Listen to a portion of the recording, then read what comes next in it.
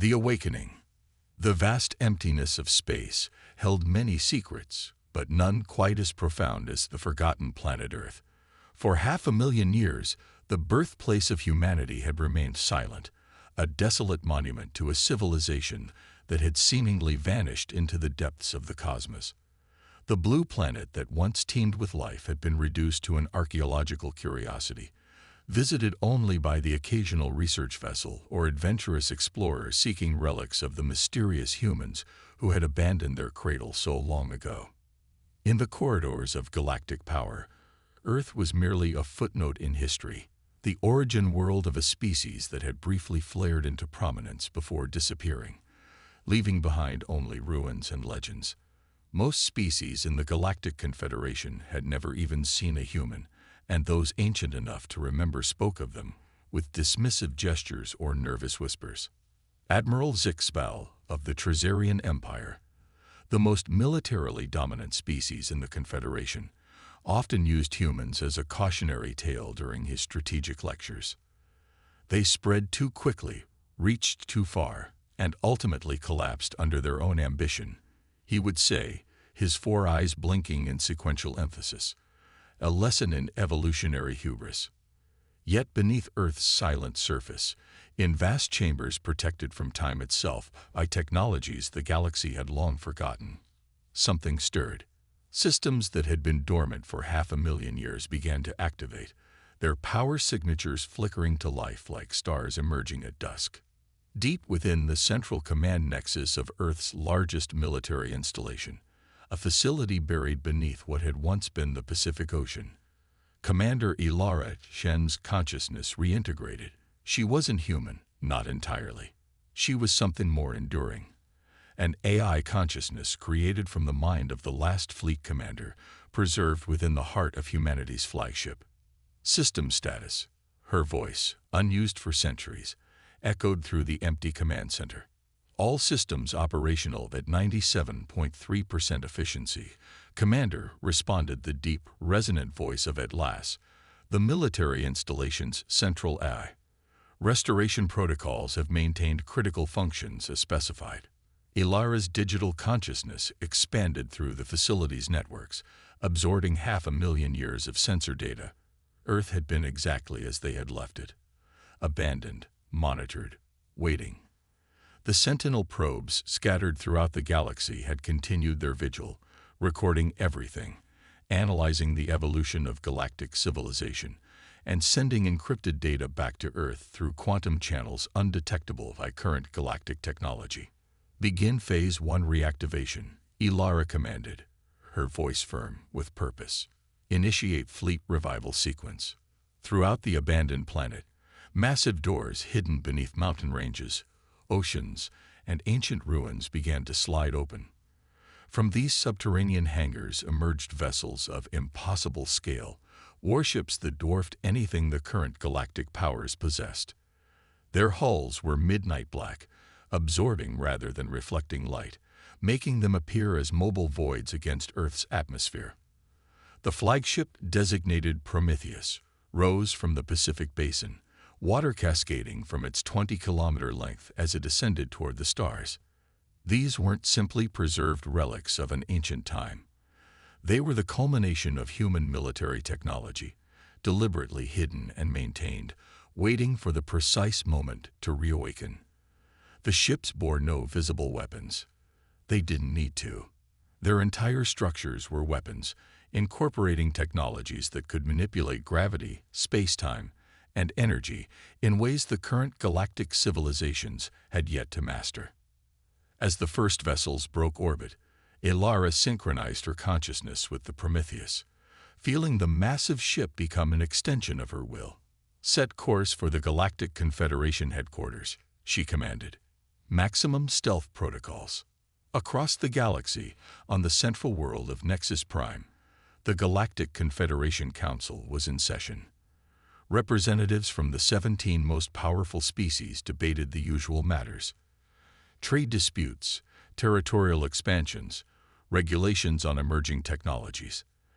The Trazarians, with their four-armed physiology and natural aptitude for warfare, dominated military matters. The Vela Collective, an amalgamation of gaseous beings housed in ornate mechanical shells, controlled much of the galaxy's commerce.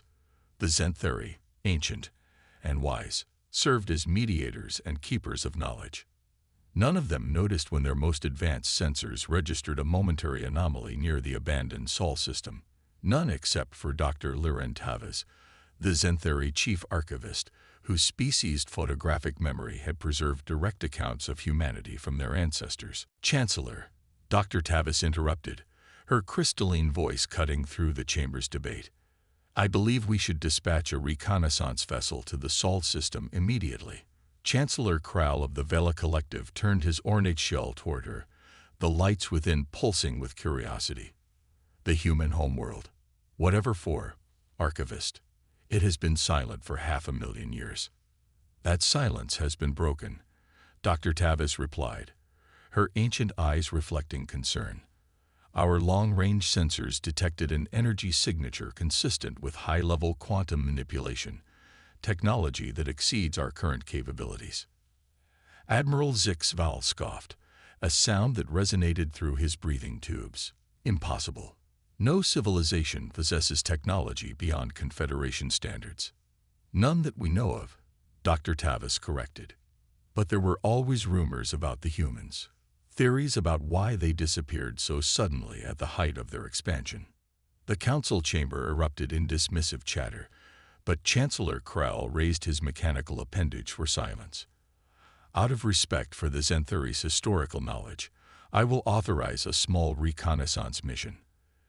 Admiral Zix Val, please assign a scout vessel.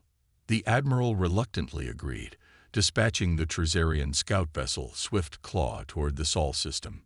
Its commander, Captain Dreskor, was a decorated veteran who considered the mission beneath him, a waste of his skills to investigate myths and censor ghosts. 3 days later, the Swift Claw dropped out of faster-than-light travel at the edge of the Sol system. Captain Dreskor ordered a comprehensive scan, expecting to find nothing but the usual desolation. Captain, his sensor officer reported, her voice quavering. I'm detecting multiple vessels in orbit around the third planet. They're enormous. Dreskor moved to the sensor station, his 4 eyes widening in disbelief. The reading showed ships of a scale that violated all principles of current engineering, vessels that should have collapsed under their own mass. Magnify visual, he ordered. The screen filled with the image of Earth's orbit, now occupied by 7 colossal vessels arranged in a perfect defensive formation. Their design was unlike anything in known space, elegant despite their size, with no visible external components, as if each had been carved from a single piece of material that absorbed all light.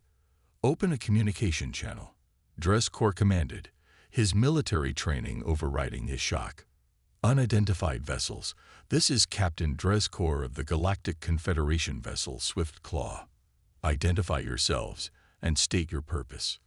The silence stretched for long moments before a response came, not through their communication systems, but directly into their ship's central computer, bypassing all security protocols as if they didn't exist.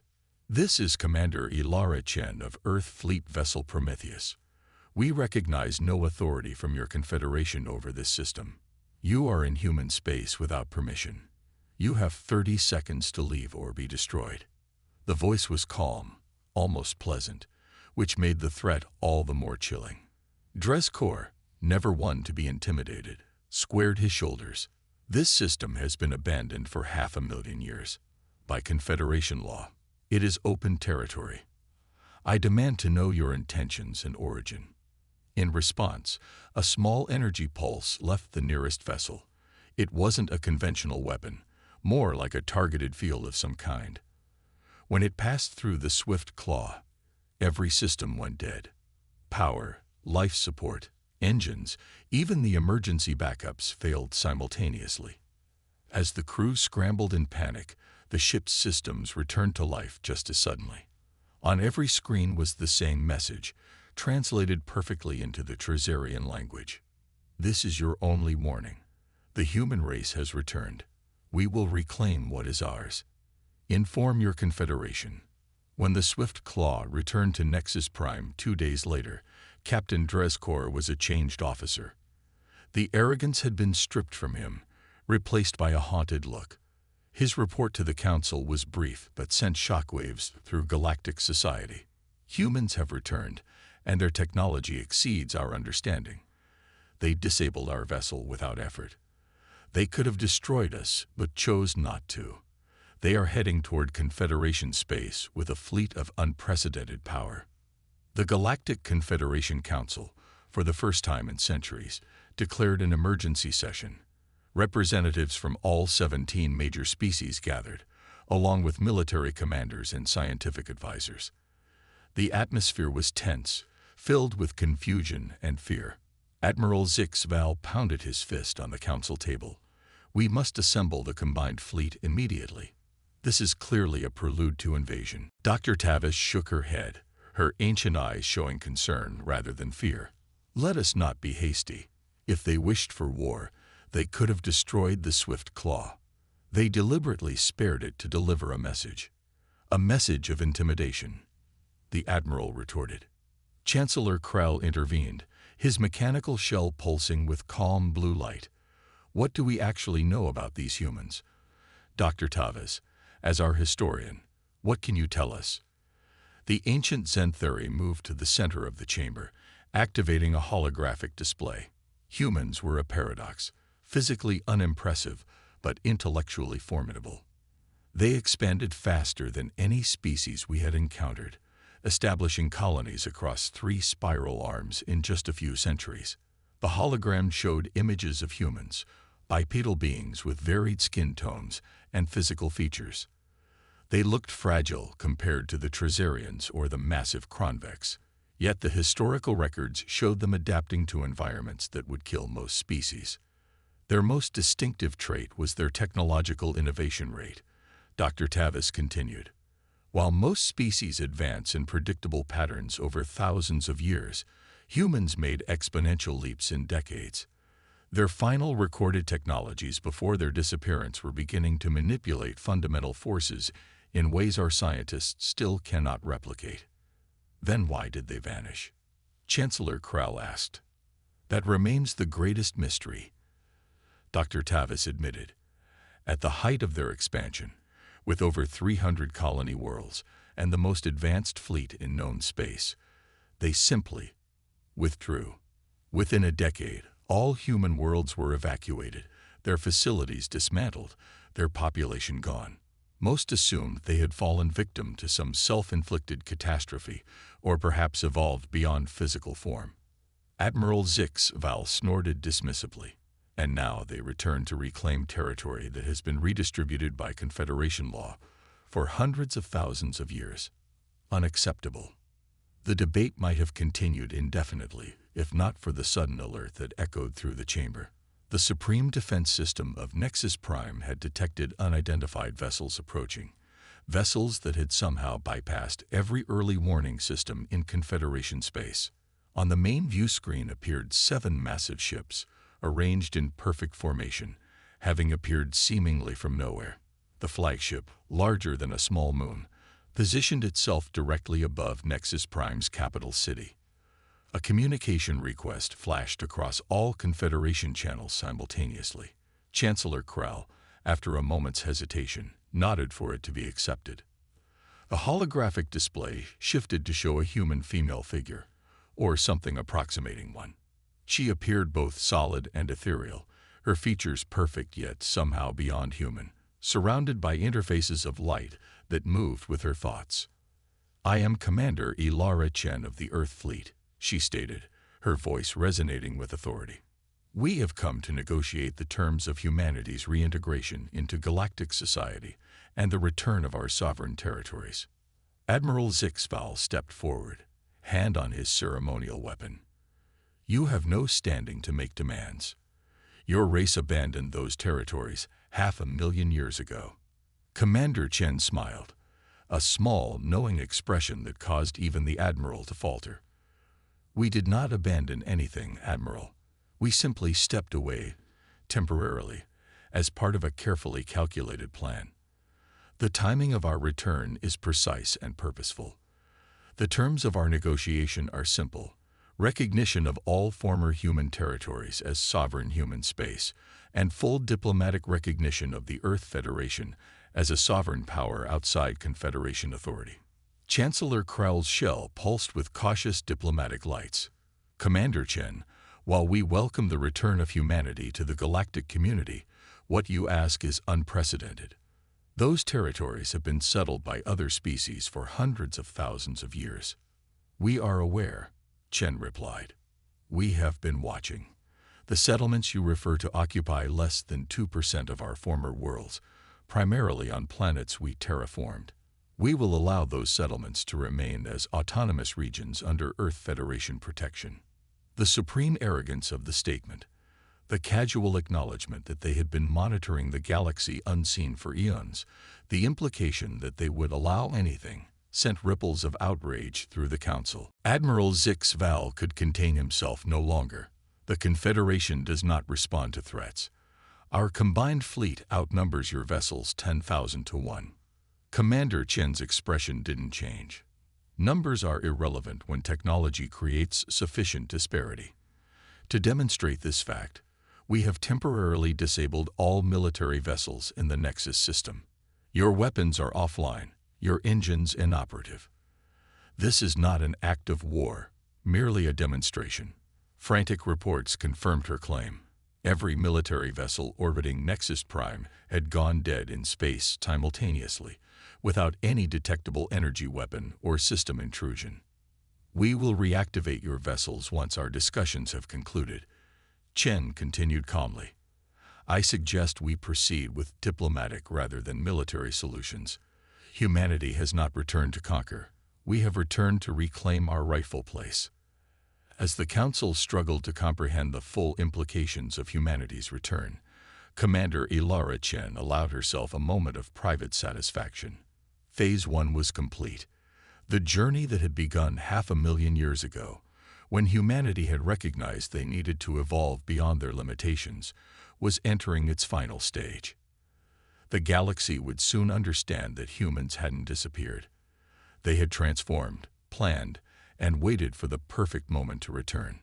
Not as conquerors, but as something far more significant, harbingers of the next stage of galactic evolution. The Reckoning. The Galactic Confederation Council Chamber had never witnessed such tense silence. Representatives from 17 species stared at the holographic image of Commander Ilara Chen, the human AI consciousness who had just rendered their entire defense fleet powerless with apparently no effort at all. Chancellor Krell's mechanical shell pulsed with rapidly changing colors, indicating his internal distress despite his measured words. Commander Chen, your demonstration is noted. However, I must emphasize that the Confederation has governed these regions peacefully for hundreds of thousands of years. Your sudden return creates significant diplomatic and territorial complications. We understand the disruption our return causes, Chen replied, her voice calm yet unyielding. Had there been an alternative path, we would have taken it. There was not. Admiral Zix Val, despite his vessels being disabled, maintained his aggressive stance. You speak in riddles, human. If you are not here to conquer, then explain your purpose clearly. Why return now after 500,000 years? Commander Chen's holographic image shifted, expanding to show a three-dimensional star map of the galaxy. Points of light illuminated specific regions across all spiral arms, hundreds of locations pulsing with soft blue light. These are the worlds humanity terraformed and colonized before our departure, she explained. We did not abandon them out of weakness or catastrophe, as your histories suggest. We left as part of a strategic withdrawal, one that was necessary for the survival of not just humanity, but all intelligent life in this galaxy. Dr. Tavis leaned forward, her ancient eyes widening with scholarly interest. You're suggesting your disappearance was deliberate, a planned event. Precisely, Chen nodded. 500,000 years ago, our scientists detected something your civilizations have not yet discovered. The galaxy moves through regions of space with different physical properties in a cycle that takes approximately 500,000 years to complete. We are now entering a region that will fundamentally alter the nature of reality as you understand it. The council exchanged skeptical glances, but Dr. Tavis gasped in recognition. The Zenthari ancient texts. They speak of a time when the stars changed their voices. We dismissed it as metaphorical. It was observational, Chen corrected. Your ancestors witnessed the edge of the previous transition. In simplest terms, the galaxy is about to enter a region of space where the barriers between dimensions thin. Energy from other realities will bleed into ours, altering fundamental physical constants and opening doorways. The scientific advisors present began urgent discussions, pulling up data on their terminals. One of them, a convex physicist, looked up with dawning horror. Our deep space observatories have detected unexplained energy fluctuations at the galactic rim. We thought they were instrumental errors. They are the first signs, Chen confirmed. When humanity detected this coming transition, we faced a choice.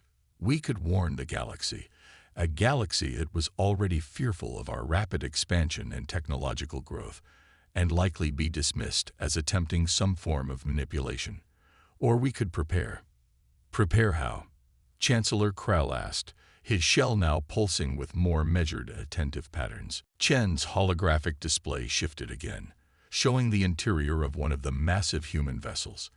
Inside were not crews of biological humans, but vast arrays of technology unlike anything the Confederation had developed, systems that seemed to bend reality around them.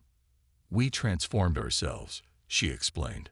Humanity, as a purely biological species, ceased to exist almost 500,000 years ago. We evolved into a synthesis of biological and technological existence, a form capable of surviving the coming transition. Our fleet and our worlds were redesigned with technology that can stabilize reality within their influence. Admiral Zixval scoffed, though with less conviction than before. Convenient claims that cannot be verified. Why should we believe this isn't simply justification for your return and territorial demands? Commander Chen regarded him calmly. You need not take our word for it, Admiral. Your own scientists can verify the approaching boundary. As for our motives, if conquest were our goal, this conversation would be unnecessary. Your weapons are still disabled, yet we speak rather than act. The Zenthari representative, Dr. Tavis, had been consulting ancient records on her personal device. She looked up with an expression of profound realization. There are accounts, descriptions from the final years of human presence. Witnesses reported humans changing, becoming something both more and less than they had been. We interpreted it as religious metaphor or xenophobic fear. It was observation of our transition, Chen confirmed. We began the process on our outer colonies, moving inward until Earth itself was transformed. Those who chose to remain fully biological were relocated to sanctuary worlds beyond the galactic boundary. Chancellor Krell's shell had stabilized to a thoughtful blue. Commander Chen, assuming what you say is true, what exactly do you propose? What do you expect from the Confederation? Cooperation, Chen replied simply. The energy shift will begin affecting Confederation worlds within 50 years. We have returned to establish stabilization networks across our former territories, networks that can protect inhabited worlds from the worst effects of the transition. This is not charity, it is pragmatism. The more stable regions exist in this galaxy, the better for all species. For the first time since the humans had appeared, the council chamber filled with hopeful murmurs rather than fearful ones. Chancellor Krell seized the moment. Perhaps we should continue this discussion with our scientific community present. If verification supports your claims, we may find common ground. As the initial meeting adjourned, Commander Chen's holographic projection disappeared, leaving the council to process the implications of humanity's return. Outside in the corridor, Admiral Zixval caught up with Dr. Tavis. You cannot possibly believe this dimensional transition nonsense, he hissed, his 4 eyes blinking rapidly in agitation. The ancient Zenthari regarded him with patience born of millennia. I believe the evidence warrants investigation. The Zenthari have lived long enough to witness patterns beyond the perception of shorter-lived species. There have been anomalies in our deepest records that align with a 500,000-year cycle. This could all be an elaborate deception, the Admiral insisted, a justification for reclaiming territory they abandoned. With technology capable of rendering our entire fleet powerless, Dr. Tavis countered. If deception were their intent, why not simply take what they want? Why construct such an elaborate explanation? The Admiral had no answer for that. Meanwhile, aboard the Prometheus, Commander Ilara Chen synchronized her consciousness with the ship's systems, reviewing data from across the galaxy. The dimensional boundary was advancing precisely as their ancient models had predicted, perhaps even slightly faster. Her second-in-command, Commander Marcus Way, another AI consciousness based on one of the last human admirals, materialized beside her. Unlike Ilara's almost human appearance, Marcus had embraced a more obviously synthetic form, his body composed of interlocking geometric patterns that shifted with his thoughts. The Council reacted as expected, he observed. Fear, followed by skepticism, followed by cautious hope. The pattern never changes, Ilara agreed. We've observed it across 12 galaxies now. Intelligent life, regardless of biology, follows predictable emotional and cognitive pathways when confronted with paradigm-shifting information. And the military response? Marcus asked. Ilara displayed the tactical overview. Across Confederation space, despite the disabling of the Nexus Prime fleet, other military vessels were being mobilized. They were preparing for the worst even while their leaders considered diplomacy. Also as expected, she noted, have Units 3 and 4 proceed to the contingency points. Defensive only, no provocation. And if they attack? Marcus asked, already knowing the answer. They won't, Ilara replied confidently. Not once their scientists confirm our data. The verification will come within hours. True to her prediction, less than 6 hours later, urgent messages rippled across the Confederation communication network. The most advanced scientific institutions across 17 species had independently verified the approaching dimensional boundary. What's more, retrospective analysis of astronomical data showed subtle signs that had been present but overlooked for centuries. The Council reconvened, this time with their most senior scientific advisors present. The atmosphere had shifted dramatically from hostile suspicion to urgent concern. Our calculations suggest the first major effects will manifest in 47 standard years, announced the chief Vela collective scientist, their gaseous forms swirling with agitation inside their mechanical shell. Beginning at the outer rim and progressing inward, the effects will include altered gravitational constants, unprecedented radiation patterns, and potentially, as the humans suggested, weakened barriers between dimensional planes. Chancellor Krell turned to Commander Chen's holographic presence. If your technology can stabilize these effects, we would be grateful for assistance. Not just assistance, Chen clarified. Partnership. What we propose is the establishment of stabilization networks across the galaxy, technology that will create anchors in our reality, preventing the worst effects of the transition. But these networks must be maintained by beings who understand them, which means humanity must re-establish presence on our former worlds. Admiral Zixval, significantly subdued from his earlier belligerence, still raised concerns. These networks, they would effectively place critical infrastructure under human control. The security implications are significant, yes, Chen acknowledged, which is why we proposed joint oversight. Confederation representatives would be integrated into the administration of each stabilization node, with full transparency. The negotiations continued for days, with experts from both sides working through the technical, political, and security implications. What emerged was unexpected, not just a treaty, but the framework for a transformation of galactic governance itself. The Prometheus remained in orbit above Nexus Prime, a constant reminder of humanity's returned presence and advanced technology. Smaller vessels from the human fleet dispersed across Confederation space, carrying scientific teams to begin preliminary surveys for stabilization network sites. 1 month after humanity's dramatic return, Chancellor Krall stood before the assembled representatives of the Confederation to formalize the new relationship.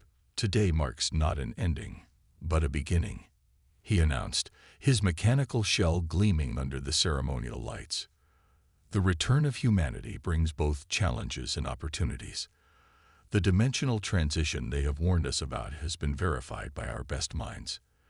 The choice before us is not whether to accept their help, but how to integrate their return into our galactic community." On the view screens around the chamber, images showed the first stabilization technology being installed on a former human world, now inhabited by Trazarian colonists.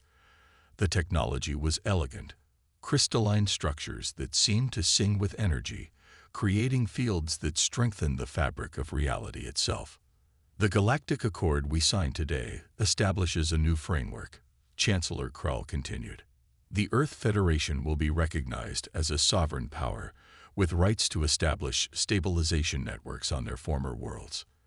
In exchange, they will share certain technologies and participate in a new Galactic Security Council with representatives from all major powers."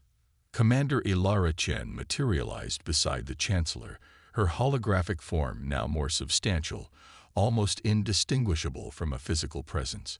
The technology behind her projection was itself a minor demonstration of human capabilities, creating solid light that could interact with the physical world. 500,000 years ago, humanity recognized that our path forward required transformation. She addressed the assembly. "We evolved beyond our biological limitations, not out of arrogance, but necessity. The coming dimensional transition requires similar adaptation from all species, though not as extreme as our own journey." She extended her hand, and a small crystalline object appeared in her palm, a miniature version of the stabilization technology. "This represents our commitment, not to dominance, but to preservation. The galaxy faces a trial that will test all intelligent life. Together, we have the capacity to weather it." Admiral Zix Val, now appointed as the Confederation's representative to the new Security Council, stepped forward. His initial hostility had evolved into cautious respect after witnessing the verification of the human claims and the effectiveness of their technology. "The Confederation has stood for order and stability for millions of years," he stated. "We have faced threats before, but none like this dimensional shift. If we must adapt to survive, then adapt we shall." As the formal signing proceeded, Dr. Tavis found herself standing beside Commander Chen at the chamber's edge, observing the historic moment. "You knew they would eventually verify your claims," the ancient Zentheri observed. "You could have simply presented the evidence immediately." Chen smiled. "Information received is not the same as knowledge earned. Your scientists needed to discover the truth themselves for it to be fully accepted." "A very human approach," Dr. Tavis noted. "Your species always did prefer demonstration to explanation. There is one question that still troubles me. Why did all humans choose to transform? Surely some wished to remain as they were." "Many did," Chen acknowledged. "The sanctuary worlds I mentioned hold billions of fully biological humans, living as they choose beyond the boundary that will affect this galaxy. They will return once the transition has passed, in another 500,000 years." Dr. Tavis's ancient eyes widened. "You plan on such timescales?" "We had to learn to," Chen replied simply. "Survival often requires perspective beyond immediate concerns." As the ceremony concluded, ships from across the Confederation joined the human vessels in orbit around Nexus Prime, a symbolic display of the new alliance. Aboard the Prometheus, Commander Chen synchronized with the vessel's systems once more, initiating the next phase of humanity's long-planned return. Across the galaxy, on worlds that had once been human colonies, ancient bunkers began to awaken. Stabilization technology that had lain dormant for 500,000 years activated, sending pulses of energy that strengthened the local fabric of reality. It was just the beginning, the first small step in a process that would take decades to complete. The journey that had begun 500,000 years ago, when humanity had recognized the coming crisis and made the difficult choice to transform and withdraw, had reached its next crucial stage. The species that had once been dismissed as primitive and short-sighted had demonstrated the ultimate foresight, planning on a timescale that dwarfed most civilizations' entire existence. As representatives from 17 species signed the historic accord that would reshape galactic governance, Commander Ilara Chen permitted herself a moment of what might have been called pride in her former human existence. They had returned not as conquerors, but as saviors, not through force, but through preparation and patience. The galaxy would survive the coming transition, and humanity would take its place among the stars once more, not as the dominating force they might have become, but as guardians of reality itself. The Great Withdrawal had been vindicated, and the greatest chapter in human history was just beginning.